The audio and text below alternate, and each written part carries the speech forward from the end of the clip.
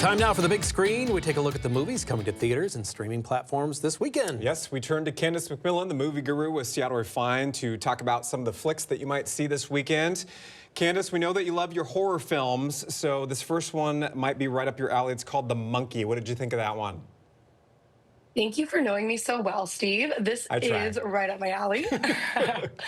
It is so fun. So if you know Osgood Perkins, he did Longlegs last year. That was a very dark, kind of heavy, moody, but really great horror film. The Monkey is not that. The Monkey is light. The Monkey is fun. The Monkey is kind of like if Final Destination, had even more fun with itself. So people are getting killed off in crazy ways. I know that's kind of weird to say. I'm loving it, but it is really a fun movie. There's a lot of gore, and Theo James stars in it as twins, Bill and Hal, who discover a seemingly innocuous toy monkey that causes some strange deaths to happen around them. And I don't want to give too much away. It's kind of fun in knowing where it's not knowing where it's going. So I think you should go into it blind. If you like horror, you should see this one. If you don't, you should probably skip it. All right. So watch out for that monkey, basically. Right. Yeah. Yep. Okay, next on the list is Cleaner. What's that about? So Cleaner stars Daisy Ridley. We all know her from the Star Wars films. It's Rey. She's taking on an action role, and I wanted to like this more than I did because I think she's a really good actress. The script just is not giving her pretty much anything to work with. If you've seen Die Hard, you've probably seen Cleaner. She stars as the window washer for a high-rise building, and she becomes the target of a climate terrorist who kind of take over the building and are trying to, push their agenda and kill a whole building of people. She has to hop in and save the day. Is it the worst movie of the year? No. It feels a little cheap. The set design doesn't feel great. The acting is decent, but again, the script just doesn't give her many places to go. We know exactly where this film is going, and it's just pretty predictable and unimaginative, sadly. When you say it's not quite the worst movie of the year, I mean, that's not really a good start. Yeah.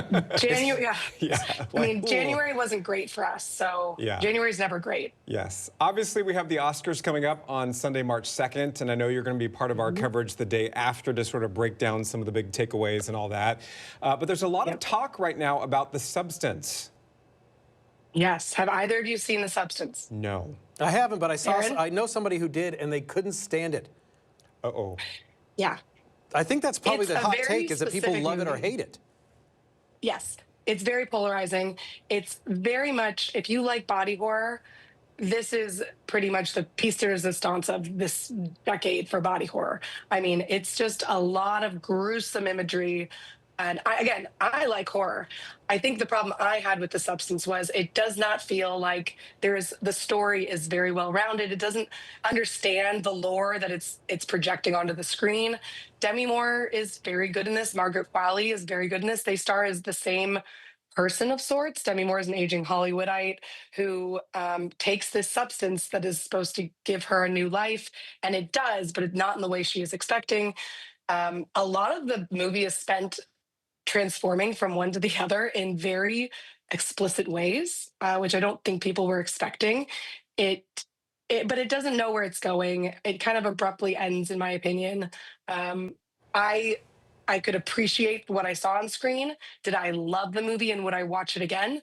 Probably not. So probably just go watch Death Becomes Her instead and get a few laughs. Yeah. Ooh, good one. Yes, that's a good one. Especially on a weekend like this weekend. Do you have a guilty pleasure movie that is just a good go-to, don't have to think about it? What would that be for you? This is very guilty, but it's called Bad Trip, and it stars Eric Andre and Lil Rel Howery, and it's like a hidden camera movie where they hide cameras and pull these gags on unsuspecting people, and they string it together as a movie.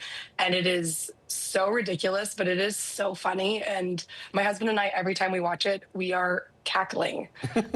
So I'm almost nervous to say this on air, but it's such a fun movie. It's so funny. What's the name of it again? Bad Trip. Bad Trip. Okay. I'll have Okay. to add that one to There the you go. list. Right after Smokey and the Bandit. There you go. Favorite. Thank you, Candace. Have a good weekend. Thanks, guys. Have a good one.